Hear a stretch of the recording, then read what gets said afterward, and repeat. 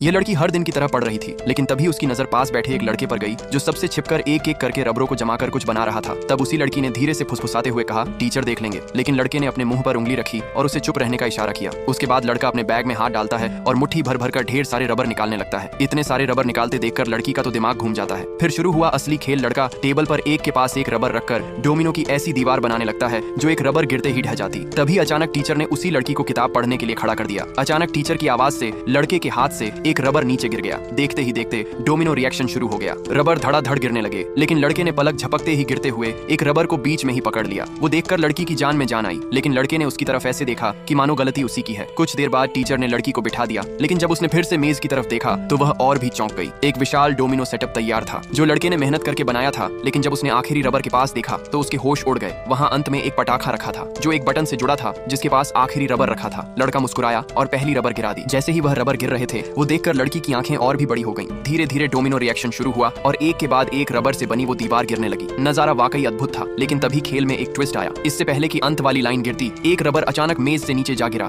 लेकिन तभी उसकी हैरानी और बढ़ गई। मेज के नीचे भी रबरों की एक लंबी कतार लगी हुई थी। वे रबर एक दूसरे से जुड़ते हुए गिरते गए और दीवार तक पहुंच गए। दीवार के पास लगा आखिरी रबर एक धागे से लिफ्ट की तरह ऊपर उठा और बेंच पर रखे रबर को गिरा दिया। उसके बाद बेंच पर रखी बाकी रबरें भी गिरने लगीं, और जैसे आखिरी रबर गिरा, वहां से रोपवे की तरह हवा में झूलता हुआ रबर पटाखे से जुड़ी आखिर वाली लाइन से टकराता है। डर के मारे लड़की ने अपने सिर पर किताब रख ली, लेकिन बटन दबने के बाद भी पटाखा नहीं फूटा। तभी लड़के ने एक धागा खींचा और एक तस्वीर सामने आई जिसमें पटाखा फूटने का सिर्फ नाटक था। लड़की ने गुस्से में लड़के की शिकायत की, लेकिन जैसे ही टीचर ने पीछे मुड़कर देखा, लड़का सारा सामान समेटकर एक संस्कारी बालक की तरह शांत बैठा था।